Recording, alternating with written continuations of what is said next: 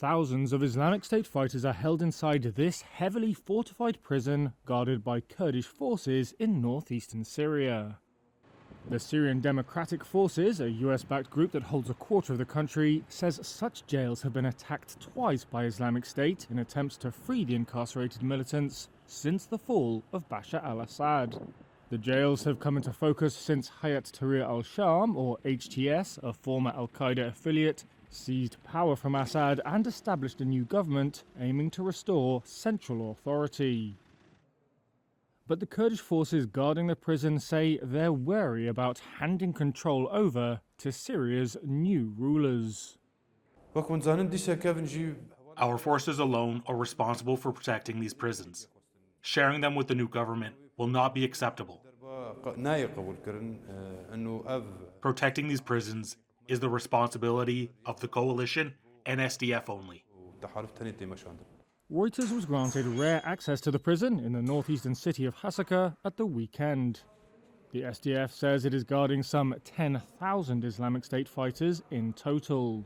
Here, many foreigners are among the inmates. Their faces have been obscured. We're in 6 years in prison now, and we don't know anything about our situation, about our wives and about our children, and about our mothers. We don't have any information about outside. Foreign powers are at odds over who should run the jails. The outgoing US administration had indicated its support for the SDF to continue in its role. The SDF has served as the spearhead of US-led efforts to counter Islamic State in Syria for a decade.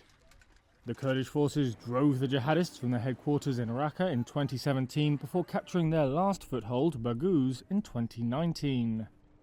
But Turkey, which has friendly relations with Syria's new rulers, sees the country's dominant Kurdish factions as a national security threat. Ankara wants the prisons handed over. The Interior Ministry in Damascus did not immediately respond to a request for comment. However, HTS, formerly the Nusra Front, has a history of conflict with Islamic State and rejects the transnational jihad promoted by its supporters. The leader of HTS has pledged to build a Syria inclusive of different religious and ethnic minorities. But the SDF and the new administration are at odds over how the Kurdish-led force might be integrated into Syria's new security apparatus. The SDF also says jihadists are seeking to exploit lax security across Syria. The Kurdish officer at the prison noted images of fighters with the flag used by Islamic State on their uniforms among those who seized Damascus. And he said he doesn't believe the Kurdish-led authorities would hand the jails to the new administration.